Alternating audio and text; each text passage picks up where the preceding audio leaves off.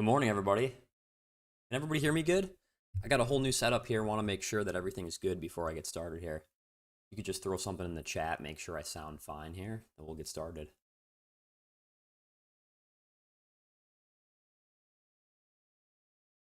Awesome. Awesome. Hope everybody's had an awesome New Year, awesome holiday. I wanted to hop on here. It's been about 2 months since my last stream, and I think we're at a pretty pivotal moment here in the market where I think we're either at a spot where we need to see bulls step up to potentially erase the concept of like a extended bear market or extended bear trend. Or we are just following the footsteps of what we always have in the past, which I've kind of been on the fence for the past year about this. I shared a lot of evidence and a lot of things that showed like, hey, we have been following this kind of perfect cycle of, this time-based cycle since the halving. I guess like, percentage gains, time since bottom. Like I shared a lot of these charts, like the one I have up here right here. But at the same time, I was never fully convinced that this 4 year cycle was going to continue in the way that it has. And even right now, I still don't believe that, we're going to follow like this entire year is going to be bearish and, we're going to hope to buy at the end of the year like it's always been. Like, if we think back to 2018, 2022, like very similar things happen where those entire years were just kind of down only. I don't personally believe that that's really where we're at here. I'm fine to be wrong. I just think that there's so many different things that have impacted this cycle, and there's so many new participants. So many new people that are involved in this space. Not really retail, mainly institutions. Which I've shared a lot of evidence the last 2 years about how this growth that we've seen with Bitcoin has been institutionally led. Without Michael Saylor and without these ETFs, I don't think we would have seen the growth that we did. And, one of the biggest proving points is, the altcoins. We had these altcoins that really did nothing over the last, few years. There's really only a few of them you could count them on your hands that really performed decent. And I think that that's all just evidence that, this is a whole different market. And I think that it's a lot different to make money in this market. It's a lot different to, stay afloat or even want to continue to be interested in it if you are just holding or if you're actively trading. So today I'm just going to share some thoughts as usual. Feel free to ask any questions. I've been a little bit distant the last month or two. Had a lot of things that I was working on and changing throughout my life, but I'm ready to hit the new year and hopefully have some good opportunities over the next 6 months. So as always, feel free to throw in any questions. I'll take some questions throughout the stream. But yeah, I guess the first thing, what I have up here is kind of what I wanted to start with was, back November 2021, the last time I kind of updated this chart was really exactly where, that top should have been put in based on past history, was like around the early October time. And, as we look back now, it's like everybody's on that boat that, yeah, a top is in and, bear market's here. And if we think back, it's pretty interesting to say because, when we look at this chart, 523 days since the halving, there's people that believe the halvings were meaningless, right? But we now have almost 3 years of, exact, more like 9 years of data that's shown that, we have followed this. And this could be a herd mindset where people see this and they actually act as if, it's going to happen. And, if the entire community or market is believing something, it's kind of like a herd mentality that allows it to come true. So, as for the reasons why this occurs, I think we could sit here and always, speculate on why these might be like these perfect 520, 30, 40 day cycles from halving to top. But as we speak right now, it has played out. And, I guess I just wanted to share it because it's a very interesting thing. Very, very interesting. The next thing I wanted to share here was this chart that I've shared probably, 5 times over the last few months. This really looks at the bids and the asks and the ratio between them. It's something that I'm sure a lot of you guys have seen me talk about. It's been a very powerful indicator throughout the whole cycle. And I even use this on short time frames when I go on and share the order book skew on shorter time frames to kind of see, are there more bids in the book, more asks in the book. And this right here is something that I started using a few months ago. It's kind of a global bid ask filter. So this is looking at 2,000 coins and it's aggregating together their order book data within 20% of price.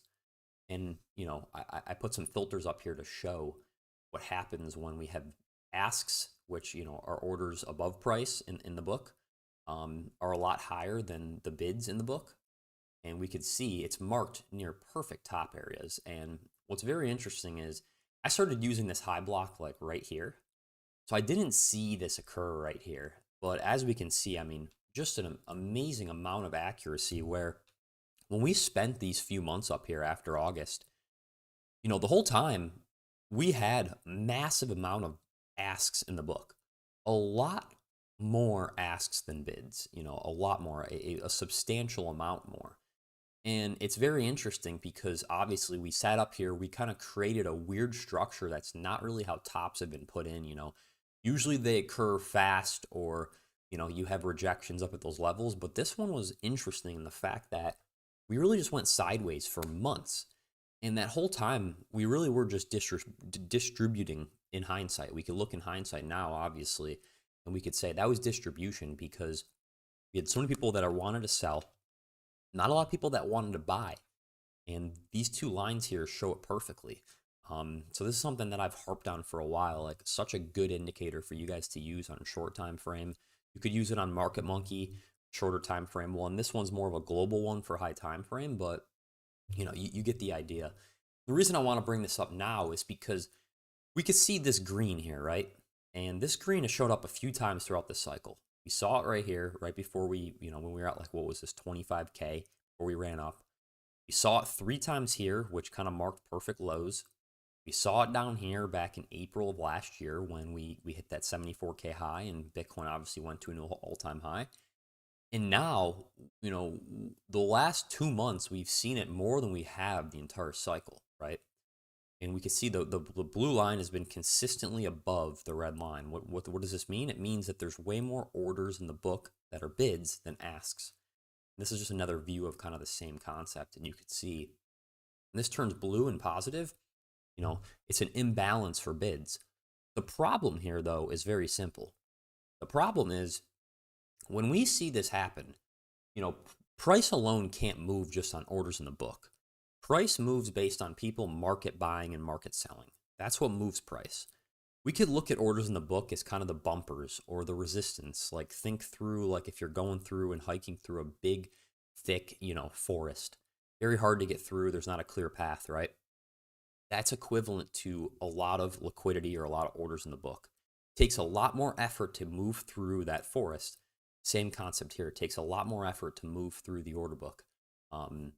And why this is kind of becoming a little bit concerning for me is because when we have this type of dynamic where there's a lot more bids in the book than asks, that's very clear here, but price isn't reacting positively, what it shows is that people aren't taking advantage of this clean environment, right?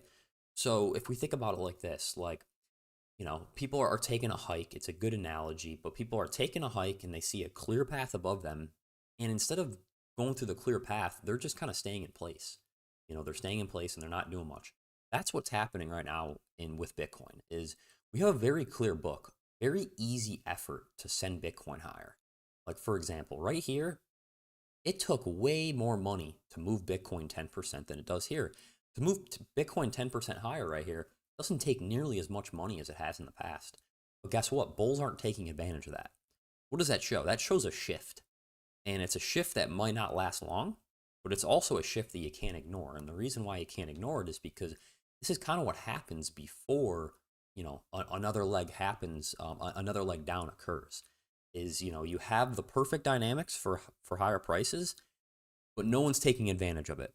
And it's kind of like, another analogy, you have a store, you have a big sale happening, nobody's buying your stuff. You discount it at 50%, nobody's still buying. That's a concern that people don't want your product, right? That's how we can interpret Bitcoin right now is People aren't interested in Bitcoin. And it's really something that can shift, yes, but it's something we can't ignore because with Bitcoin at this level right now, you know, we have some interesting things. I'm not big on fractals. I've used them in the past a lot. I think that there is ways to use them profitably. You have to kind of know which fractals you're using, right? This is something I saw the other day, and it's something I've had in the back of my mind, right? But it's something that we really can't ignore. Let me see if I can throw up the VWAP suite here. Put this on the yearly VWAP. Kind of show you guys what I'm seeing here. So we can see back in 2021, right before 2022 hit, what happened was, we put in a high, right? Let's see if we put in a high, similar to this. We broke our bull market band, which is this green line. You guys heard me talk about this for a while. We use it a lot right here. Help me predict that low and, stay bullish down there. Same concept here. We had this whole bull run after COVID, right? The whole time we didn't lose this level. Sure, we traded under it for a day or two, but we didn't lose it. Here we obviously lost it. Here we obviously lost it. The problem here is that we have a very, very similar kind of structure. Big rejection off the high. And what are we putting in? We're putting in a kind of sideways bear pennant. Right? Sideways bear pennant. Like very clear pattern here. And the reason why this becomes so similar is what happened as well. What happened is we had a rejection trying to regain that bull market band, right? This is kind of why the last few days I was expecting a push to about 100K because, it would have lined up perfectly. The order books were clear. Price couldn't even do that as we speak. And we could see the kind of the weird, coincidence, kind of similarities that we have of rejection off high, just sideways movement under the bull market band, very similar to what's happening right here. So that's why, I wanted to share this and start off with this is I'm not going to ignore and have a strong bias right now because look, we have reasons to be cautious. If we go back to what I was just explaining here, we have an order book that's been kind of the most bullish environment that we've seen this whole ride up, right? There's more green right here than we saw at any of these levels, right? But bulls still took advantage of that and pushed it higher. We've had now a 2-month extension. Let's see, 45 days, month and a half, where we've seen a bullish order book, but bulls aren't taking advantage of that. So, we go back here and we look and we say, okay, why might that be? Well, it's a very similar setup where we kind of have lost the momentum of this bull trend, right? So that's something I want you guys to sit with for a bit here. I'm not convinced either way just yet. I still believe, and I've believed for now over a month, that 100K would make sense. 100K push would make sense, even if we're going lower. It kind of just adds up and makes sense to kind of reject that level that's been support for a long time. But as we speak, bulls couldn't even take advantage of that. So it's an interesting point. And if we go a little short term here, we can see very clear level, 94K. And I made a post, I think it was 2 days ago. I said 94K, that level gets regained. We should expect a quick, swift move to 100K. Why? Well, because we have the we have the election VWAP and we have the early VWAP right there. And 100K is just a very big psychological level, right? If you expect if we're going into the 70s, you'd expect us to come to 100K, get people super excited, and then bam. So that's not off the table yet. I think that's not off the table because we're in such a range here that this can continue on. But it's something that I think all of you guys should be keeping in the back of your mind when I kind of just explained there. If you guys have any questions about that, feel free to throw them in. And then as for, let's see what else we can look at here. We'll look at the order book here on Bitcoin and then look at a little bit more trading view charts. This kind of just goes along with the fact of what I was saying is we have a very clear order book here. Order book is very clear, nothing big. We got a few little orders up here, maybe 100, 200 Bitcoin on Binance, but that's really nothing.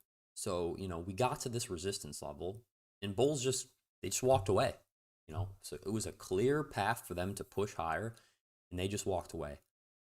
Same thing here on Binance or Coinbase. Very similar concept. This is a lot of resistance. Obviously, that's below us, but if that was up there, yeah, different story. But we can change the colors a little bit. very slim, very, very slim. And we even took out that one order there. And look, that's a clear path to 100K. And Bulls really just did not take advantage of that. So, um, that's something that is was kind of just goes back to what I'm saying here. It's not what we want to see. At least as we speak, it's not what we want to see. This can change. We can see a big shift in the order book. We could see a big shift in the behavior of Bulls. But as we speak right now, they had an opportunity yesterday and they didn't take it. So that's, I think, what we're going to stay with right now. See if you guys have any questions. With all the world pumping, a short squeeze to highs seems logical. With all the world pumping, yeah, I mean, obviously, stock market has been pretty bullish. Metals have been pretty bullish. I guess economically, I don't see a reason that should be too concerning for Bitcoin beyond just Bitcoin following, weird Bitcoin type things in crypto. Um, so yeah, and let's see what else. We're still holding halving VWAP. That's an interesting point there. Let me throw up that VWAP real quick. 1 second here. For them here. Um,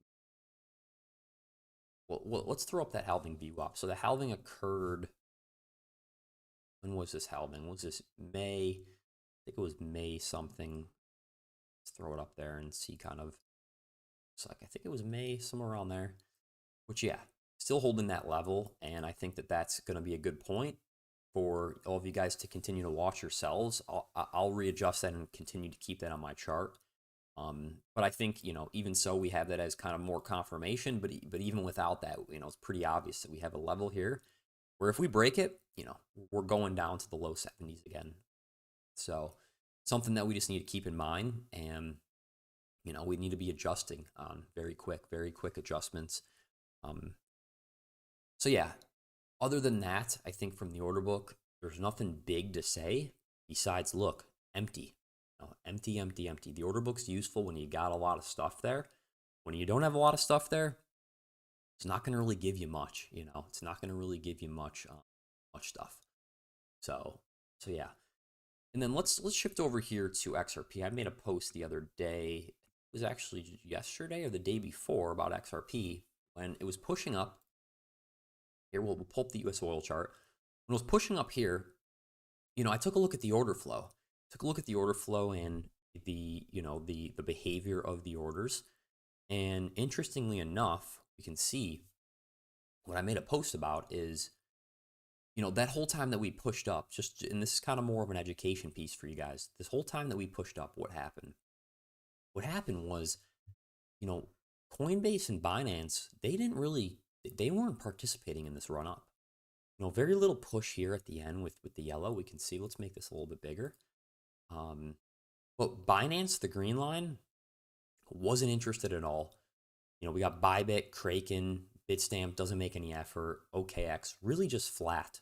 And then we got the purple line here, which is Upbit, also just flat. We had a little participation here, but nothing much. And why that's interesting is because, I made the post and showed that, I don't know if you guys read this one, but very thin ask liquidity allowed this move, meaning ask liquidity is just the orders in the book above it.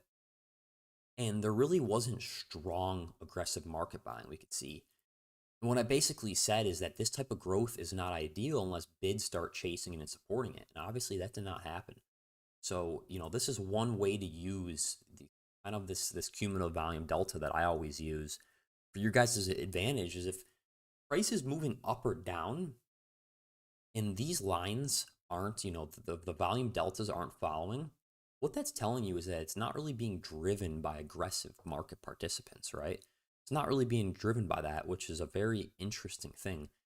And that's kind of why I wanted to share this is because, we had this big move up and you'd expect people to get pretty interested, expect people to start market buying. You'd expect people to start, throwing in orders in that book, but it didn't happen. It didn't happen. And this is something that I guess I haven't seen for some time. We've been analyzing these for a long time here, and most of the time that we see a big push on XRP, we have aggressive market buying behind that move. we can see since, what is this? This is since December 12th. Most of these lines are just down only. They're all negative, obviously. Price is higher, but they're all negative. So what does that tell you? It tells you a lot of people aren't interested. A lot of people are not interested, and price can move up even without a lot of buying. Why? Because, the order book is really what controls how easy it is to move price up and down. If you got no orders in the book, say XRP's at $1.50. You got no orders in the book up until $2. One person can buy, and the last traded price becomes $2, right?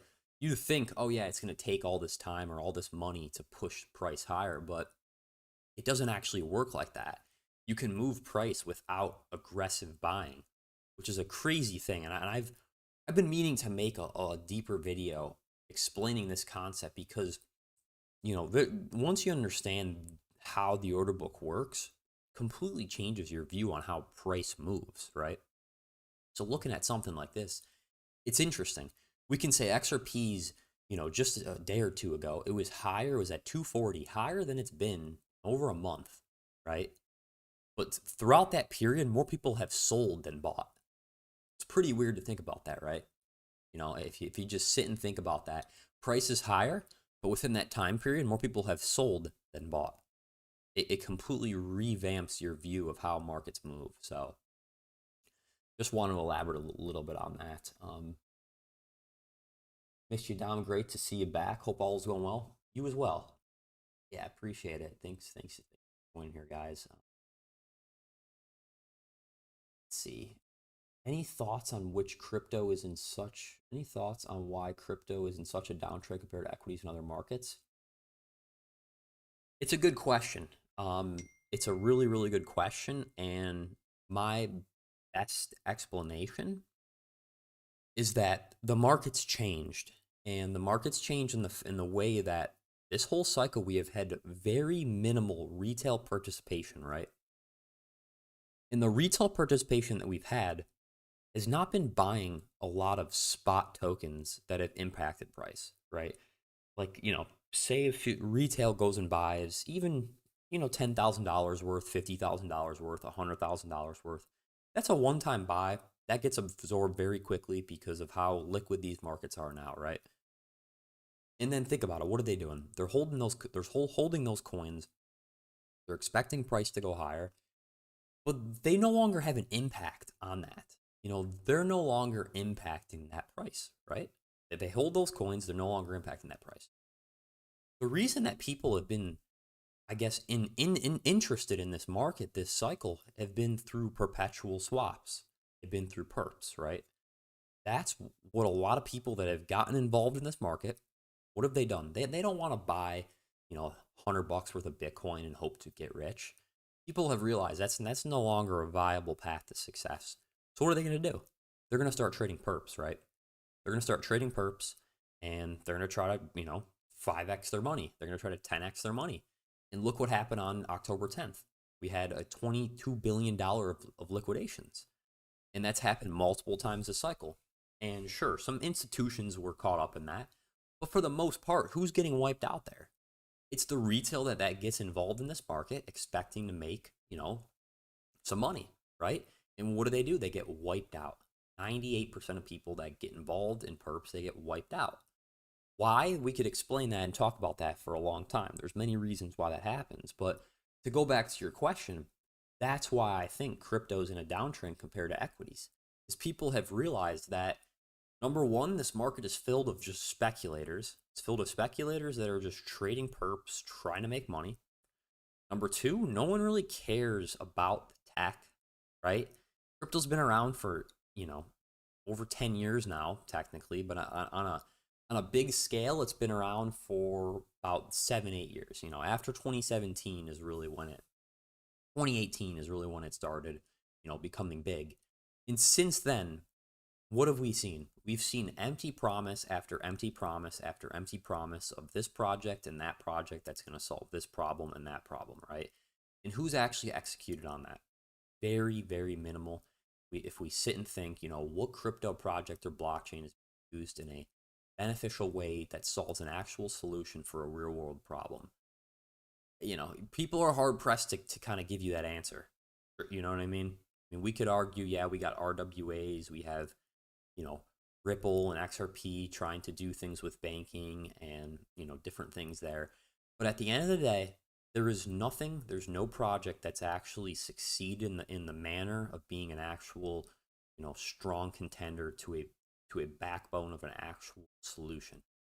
So that's why equities, I think, are continuing to go higher because the economy is not in a bad place, right? People will continue to buy Nvidia, will continue to buy Apple because those are actual companies that are making actual money and actual products. I think that that's the problem with crypto now. Is enough people have realized that this is all speculation, and people got wiped out throughout the last 6, 8 months. So many of these liquidation events took people out on stretchers, right? And they don't want to get involved in this market anymore because it's not fun in that manner anymore. You're just sitting here trading perps. What are you doing? You're just trying to make money. So hopefully that makes sense. I think that's my best explanation of why we need to we need to all adapt. Can you get that all that info from Market Monkey? Why do you use all those tools? Yeah, you can get most of this information from Market Monkey, just in a different way. Well, this chart right here, I'm capturing just trade data from all these different exchanges where I can use the data in the way that I want, and I can create charts in the way I want. This type of chart here, you won't find this anywhere else. Just a unique type of chart. So yes, you can get similar data. CBD is able to be seen. Like, we look here, let's go to indicators. CBD here. Let's go to official CBD. Throw that on here. We can see this is CBD for Bitcoin on Binance, right? Like, it's useful here, and you can aggregate them, and you can change which ones you want or kind of combine them, but you can't get them in the same manner that I have them. So that's just kind of just personal preference there. Um, Hopefully that makes sense. But yeah, so beyond that, I think I covered everything mainly on the browser here. We'll pop back over here to the charts here and kind of finish off with Bitcoin before we move on. And it's a very simple thing, I believe, is we've been consolidating here for 2 months, right? It's been a month and a half consolidation, 2 month consolidation, and what's really happened? Not much. And if we go back to what I said just right there, it's not like we're down here and we have a dynamic that's bearish. We're down here and we have a dynamic that's been bullish, right? If we were down here and we saw this, okay, yeah, there'd be no question. It'd be like, hey, look out for the doors. But here, it's like we have bullish signals that have worked throughout this whole cycle, and they're not working now. So what does that tell you? It tells you that we've seen a shift in the flow, seen a shift in the participation of people. And sure, this can change very quickly. It can change by breaking this resistance that we've had numerous rejections on, getting up to that 100K, and staying up here and staying bullish, and seeing the order flow shift here, seeing actual bullish momentum shift here. Like, if we go back on the 2-day chart here, if we see the shift and we see people starting to actual push some buy pressure on these markets, sure, we're not going to ignore that. But I think as of right now, we have all of these combinations here and we don't see this shift. We have to kind of be cautious. We have to be cautious, and we have to stay with the mindset that, hey, we have a lot of evidence that this isn't really the best setup we've seen, and we might be looking for lower prices over the next few months. So that's really my really short term view here on Bitcoin, and even midterm view. There's not really much more to say about Bitcoin besides we have a clear resistance. Anyone with eyes and a chart can draw what's up here. Been a very clear level, and then same thing down here. Very, very clear level. So this is what I'm going to be keeping my eyes on. You want to trade within this zone, all the power to you. But I think watching for the breakout either down here or up here, that's really, I think, where the next big trade is going to present itself. So that's what I'll be keeping eyes on.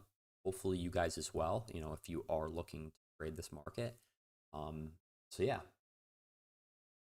Interesting. What a legend. It's nice. Thanks for joining, Bits. Hope you've been awesome. Um, But yeah, so beyond that, I think the next thing I wanted to share here was about XRP, because XRP obviously had a pretty nice move over the last few days, and a lot of that was given back. So we'll start here with the U.S. oil chart. This is something that I'm sure if you followed me for more than a few weeks, you've seen me post this. This has been a year-long chart. It's helped us a lot. It's done a lot of interesting. It's done a lot of interesting. It's had a lot of interesting confluence, should I say? As we can see, it's been such a clear chart. I mean, the amount of times you could have sold up here and bought at support and sold at resistance. The only time that really didn't work was right here. It's the only time it really didn't work. Even down here, bam, support, buy, support, buy, support, buy. Obviously, October 10th happened, rejections, and here back accepted back in the range. And then sure enough, right here, I don't know, this chart's a little bit interesting. If you change the time frames, you change the distance. But on a 12-hour chart, at least, we did hit that top range right there. We hit that top range, and look, right when that top range was hit, had a nice rejection. So we look at this chart, and what can we say? What we can say is, hey, we're still in a choppy range here. We're still in a choppy range, kind of mid-range now. And obviously, for us to expect any type of sustained upward movement, price needs to get above this range high. Until then, we got to expect the ping-ponging action. We got to expect nothing too crazy. And obviously, I'll continue to update on this chart. But for now, mid-range, it's not where you really want to get involved. This is kind of more of a chart to kind of monitor and watch where you're at, to figure out times that we're at important points where you should pay more attention. That's kind of how I use this chart, is like up here, should have paid more attention. You're either going to get a large breakout or you're going to get a hard rejection. You saw what happened there. So I wonder how much effect the market structure bill passing will have in the market. I feel like we need some type of fundamental news at this point. You're not wrong. You're not wrong in the sense that I think fundamentals is something that I've really not taken too much impact on with my own analysis, for good reason. For good reason. We've had all, we had the only time fundamentals have actually worked, but that was actually a technical reason, was because of the ETFs. Bitcoin ETFs launched. Bitcoin went from 38K up to its high. Well, other than that, think about it. All of these fundamental pieces of news, they've done nothing. They've done absolutely nothing. Since Trump got in, we had a little hurrah, a little fun time last year, but beyond that, it was no sustained move by any means. Which is an unfortunate thing. But at this point, going back to what I just explained 10 minutes ago, we're at a point, guys, where this market is just vaporware. People now realize that. That's the difference. Back then, it was vaporware, but people had hope. People had, what's the best word for it? People had, they had a vision for what it could become. And I think because of how much people have lost money, how much this market has just rinsed people to death, they don't have that hope anymore. They're not going to sit and believe that Ando is going to solve the world. At least that's my interpretation of it. So going back to what you said, I think we do need some type of fundamental thing. We need a fundamental shift, or else most of these coins, they're just continuing on their way to zero. And this market will continue on its way to zero. And this market will continue to just be a trader's market that can extract from people that think they're going to make money with it. And now that's aside from Bitcoin and a few of the coins. I'm not saying everything's going to zero, but I think there needs to be a shift, guys. There needs to be a shift to where we got to say, hey, what's actually happening here? Do we actually have products or solutions here? Are any of these things actually making money or providing something good to the world? So that's really my thought. Um, I see a comment here. What's the logic though? I would assume you're talking about the U.S. oil logic, and the logic is, when you look at charts that are paired to other assets, and we're not pairing it to Pepe or Popcat, we're pairing it to a hard asset commodity, oil. It gives you a view you might not otherwise get. I don't know if Bits is still in here, but he brought up probably a year and a half ago. He was pairing Bitcoin, I think, with the yield curve or some interesting denominations. And, it would show you things that you would not see on the regular Bitcoin US dollar chart. So it's that simple. Pair crypto to other big assets. You can see all my pairings right here. We got pairings out the door with anything. So we got stock pairings, money supply pairings. We have VIX, we have coffee, corn, we have other commodities. I'll sometimes scan through here. Why? Some of these charts will give me views that I can't get otherwise, right? Some of these are going to give me views that I cannot get with the USD chart. Guys, it's all about perspective. All about perspective. Life is all about perspective. And, if we look here and pull up, like, let's pull up corn here. Well, this is going to give you some levels that otherwise you wouldn't get on other charts. Like, look at XRP USD VIX. Look at how obvious that is. When we were up here, it was pretty obvious. Hey, what's probably a resistance up here. But guess what, guys? If you go to XRP US oil, we were higher than that. We didn't have 5 rejections for 3 months at the same level. But the XRP USD VIX chart did. So it's that simple. You look at different denominations to give you a different perspective. Fire Dog, what's up, man? Hope you be good. He says we can say we want oil prices to go higher. Well, technically no. The lower XRP, the lower US oil goes, the better that chart looks. But there's a point where it's like, okay, you can't just have US oil tank XRP nothing and say, hey, the chart still looks good. Can you share your opinion if on any on Bitmine that not just holds spot but also gets income through staking?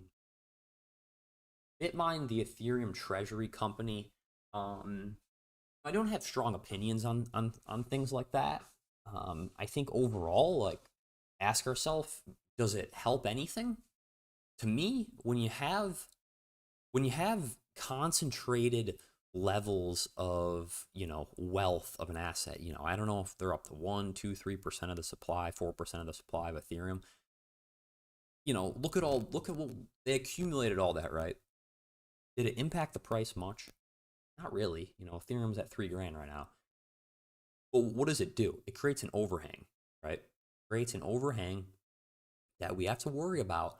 Hey, if something happens, we have this big custodian that can potentially dump billions of dollars of Ethereum. In my opinion, I don't see any of those treasury companies. I don't see Michael Saylor, strategy. I don't see any of that being a beneficial thing. I don't see it. Maybe in the short term it is. You get a little price appreciation, but then what happens is, you got overhangs. Overhangs aren't good. The best assets are the ones that are the most distributed.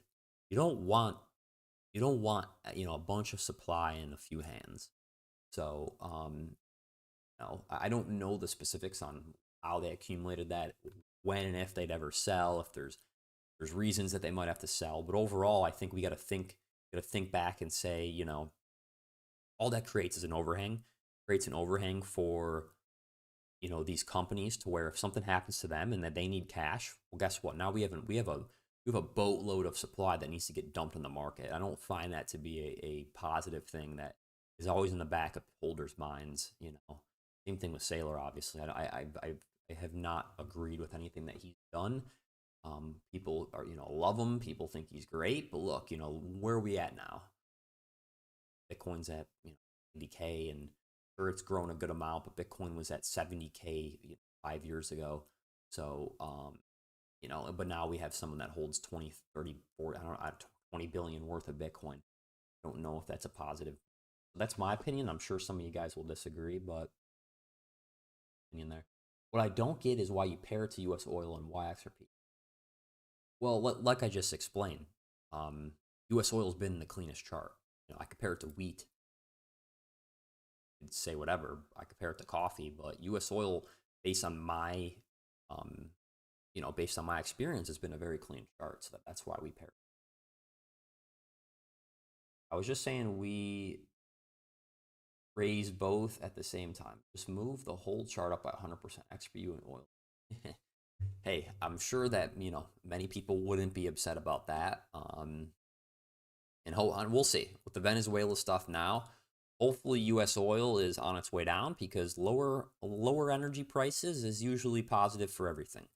And it will continue to be positive for this chart as well. So yeah, let me think here if there's anything else specific I wanted to cover. Um, I think I shared a good overview of, I think, the general market, where we're at, and what we should expect here. I guess if you guys got more questions, think of any more questions, throw those in. Well, we'll expand a little bit more here on the USD chart, the XRP USD chart. Um, I had a very clear trend line here that we watched for a month and a half. Obviously, right when that broke, bam, we had a 25% move, I believe, 27% move, a very clean move. And then obviously, bam, rejected back down. Why did it come back down so quick? Well, because this wasn't a substantial move. Why? Because, look, we had very little buying aggression. What we did have is we had very thin order books. Let's pull up XRP here. Let's go to Binance. Very, very thin order books here. Very, very thin order books. And price can move fast in these thin order books. Not much resistance. Price just moves fast. That's awesome. It was awesome right here a day ago. But when it's not awesome is, a few days later when you retrace the whole move because it wasn't a substantial move. And that's kind of where we're at right here. So the chart doesn't look terrible as we speak. Obviously we're still kind of in our range. We kind of just, turn that range low into a support as we speak. But obviously, we need to get back up here and kind of just trade ourselves up here. More we spend down here, more time, that creates just a dead cat bounce. And, we got to look for lower prices. Same exact concept as Bitcoin. So for XRP, my opinion is very simple. It's keep your eyes in this $2 range for the next few days. Hopefully that can continue to hold. We can kind of push back up to that 220, 230. And we'll continue to watch the US oil chart because until this chart is trading above this range high, we can't get excited. As exciting this move was, we just can't get excited until we see some actual structure breaking. You had to predict how 2026 ends up for crypto. What do you believe? Disregard if that's just impossible to say. I'm fine giving a little prediction here. Let's pull up Bitcoin here. I'll show you. I'll show you what my thoughts are here. If I had to take a prediction, what I really do believe is I believe that Bitcoin can see something like this, and we're April, June, July, and then bam, we're back to the highs by December. If I had to take a prediction, it's going to be this. And this is granted that we don't have any crazy type of any crazy type of stuff happen. We don't see the stock market tank. This is just with how it's been, how it is. This is what I think. And when we were first talking about a potential pullback here, when we were talking about a potential, bearish trend forming, around these levels, this is when I sounded the alarm, like right down here. Sure you guys remember that. Obviously, I wasn't the loudest bear by any means, but I got to a point where there was enough evidence for me to be very cautious back, and I think it was probably right after that 10-10 happened, and all coins were already decimated, but Bitcoin still looked fine. What I said then and what I still believe is this is a time-based correction. I don't believe Bitcoin is going to go below 55, 60K. Lowest I see is maybe a very quick dip down into this range right here, right? Down into this range. Bitcoin, in my opinion, it's not gonna. If Bitcoin goes below 50K, 55K, we got a serious problem. Bitcoin's failed, in my opinion. It's failed as an asset. People will say, well, it grew, it's gonna stay volatile. No, it failed as an asset because why? We needed 85% pullbacks when you had 1,000% straight up move.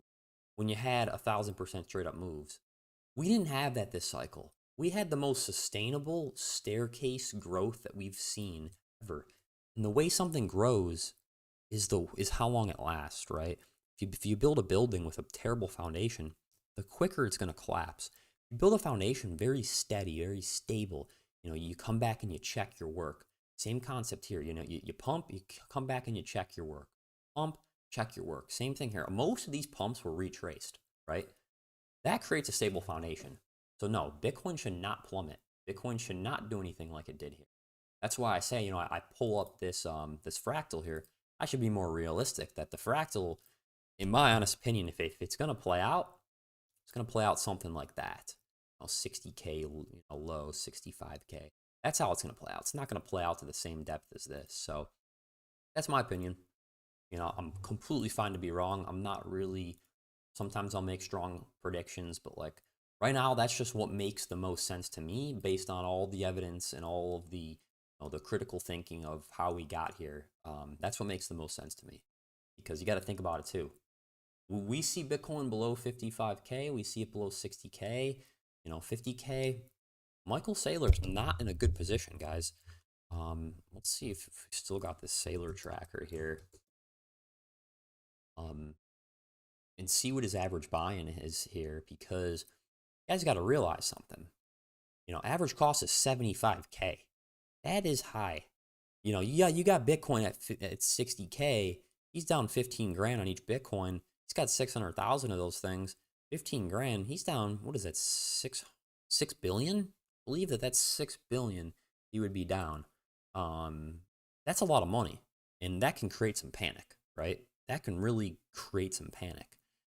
So that's not something I think we want to even, we don't even want to get to that point. We don't want to see what's going to happen at that point. That goes back to what I just said. This overhang here is not a positive thing. Too bad whoever that had this, they changed their chart, and they don't have the same way to visualize it. But like, there was a way to visualize this where literally these bubbles were so big and the ones down here were so small. He had a reverse martingale strategy. As prices went higher, he bought more. As price go lower, you should buy more. And it completely screwed his average entry. It was at 30K here, and it popped up to 70, 61. Now it's at 75. And you guys got to agree, like, that's like, Bitcoin drops below 75K. It's going to be an interesting point. It'll be something that I don't know. We're going to want to see the headlines of what happens there. Yeah, you guys got any other questions here? If you had to predict, answer that one. You have mid-high conviction, any trade for the rest of the month? Honestly, no, I don't. My simple trades that I'm keeping eyes on is we come back up here. I'm gonna take the bet that it's gonna break. At this point, we come back to 93, 94K. I'm taking the bet it's gonna break. I'm looking for 100K. We come back down here, take out these lows at 87. We're hanging out down here. No buyers. I'm taking shorts for at least to take out this low at 80K. In this manner, I'll be more of a breakout trader. Because I just think at this point, like, I'm always on the idea of like, okay, I'm ready for this range to break. Some people will long and short the range till it breaks, and then they're okay getting wrong footed on the one time that it breaks. Like up here, each time it comes up here, they'll short.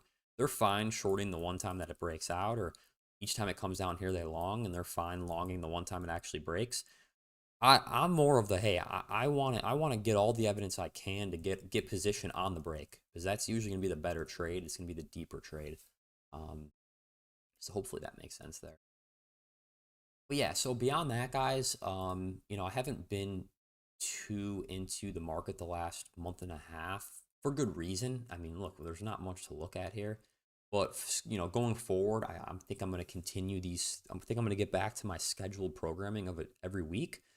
I could see engagements a lot down. I don't know if that's just because I've been down, I've been gone, or just people just walked away. But hopefully everyone doesn't walk away, because as usual, we're gonna still have fun times in the market, guys. It's not going away. People's psychology stays. But what I am saying is the market's shifted. The market's shifted. We no longer can expect these just buy something, you make all this money in a couple months. I don't think that those times are really here anymore. Maybe they're here for some small coins or the once in the blue moon opportunities. But for the most part, guys, you guys are sitting here watching this stream. Like, I've said this for a while now, but like, you really should put your head down and improve your trading skills, or you should just buy Bitcoin and just focus on something else. It's a harsh thing, but like I don't want to push people away. Um, Obviously from what I share or even just in this market, but I think you're in this market now, you really need to develop skills because it's gotten a lot harder.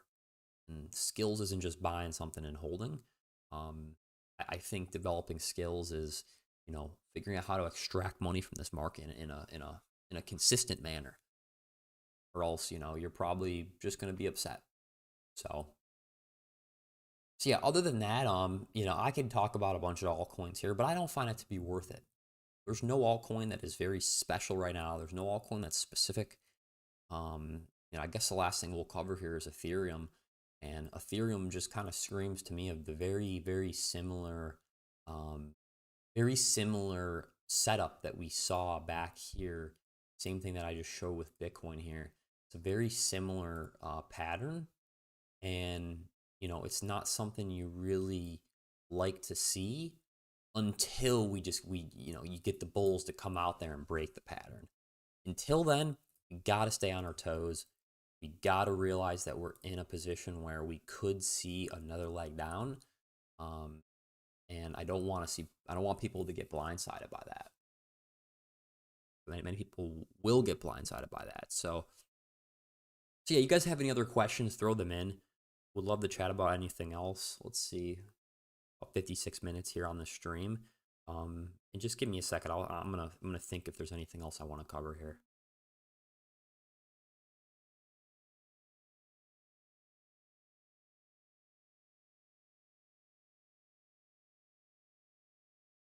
So yeah, I think that the last thing I'll share here is market profile. Very, very useful way to kind of get a gauge of just this is a time price opportunity chart. Each of these squares represent, I think I'm at probably an hour or 3 hours, 2 hours, 2 hours, 2 hours. So each of these blocks are 2 hours. This is since the election, guys. This is since the election. We can see we've spent the most amount of time. Look at that, 96K. 93, 98K. So technically speaking, we're still in our big we spent the most time, or we're right there, kind of mid-range. And it kind of proves a point of like, hey guys, for us to really get a shift here, for us to get excited, something shifted. We need to get above that 100K mark. We get above that 100K mark. We're above the 50-week moving average, which has been a bull market band. We're above the quarterly VWAP, which has been a very useful level. We're above the yearly VWAP, which has been a bull market band. And we're also above this big high volume node. So above here, things can look optimistic. Down here, got to stay on your toes. It's a very, very clear signal to me. And overall, I think that, we're getting closer to some type of decision. So that's really where my attention is. If you guys throw anything else on here, guys for joining. I feel like the market does the opposite of what people believe. Often, all 2025 people were screaming for alt season and continued highs, and we went down, and now everyone is screaming for us to go low. You're not wrong. You're not wrong. At this point now, there's a lot more people that are bearish than bullish, and usually the market does like to humble some people. So we could always take that in account. I think still, we need to just look at the data in front of us and make decisions based on data in front of us. So I'm with you there, though. I absolutely am. I think that, what's the consensus now? The consensus is we're in a bear market. The consensus is all 2026 is going to be bearish, right? I don't believe that's going to happen. I believe that we're gonna have some periods in 2026 that we see some moves, whether it's on all-time highs on all these coins. Still believe that we can see some some fun movement here 2026. I don't think we're just destined for a bad year. Because guess what? Why should we be destined for a bad year based on history if the last 3 years the bull cycle was nothing like history? We barely even moved. Ethereum's at $3,000. It was at 4,700 5 years ago. XRP is at what the hell? Oh, the dominance. It's like what this is showing 423. But you know, XRP's at $2. You know, it was at $2 8 years ago. So you know, I don't think we can think back and say, hey, you know, oh, 2021 was like this, 2018 was like this, and then say, well, that's, you know, so the bear market's going to be like this. That doesn't make any sense. That doesn't make any. Can it happen? Absolutely. But I don't think it's one of those things where it's like, because of this happened, this is going to happen. I don't like that cause and effect type stuff, because the path here was way different. Why should the path after be the same? You know, that's really my opinion on it. Continue to be. In 2024 11 and 2025 7, were there significant buy pressure and exchanges actually like not sure exactly what you're asking, but I think kind of what you're saying, what I was trying to say is like we had a 30% move here since January 1st, right? XRP was at $1.86 here, went up to um 240. Okay, we go back here. Let's look at the spot aggregate. Take a look here. The last 7 days. This is such an interesting chart here, guys. This is actually better than looking at all the lines. You know, we could see right here, $1.87, 240, right? Look at the cumulative volume delta. It's just been down only since the that 30% move. You know, there's been over 30 or 25 million XRP market sold, more than that was market bought. So it kind of shows you the difference there. So to answer your question, absolutely, when you see a 30% move, this is usually positive. This is absolutely usually positive. Let me see how far I can go. I mean, we've been in such a downtrend the last, you know, however many days. I go back to like, let's see if 6 months here would load, because it's a lot of data to pull back, but we might.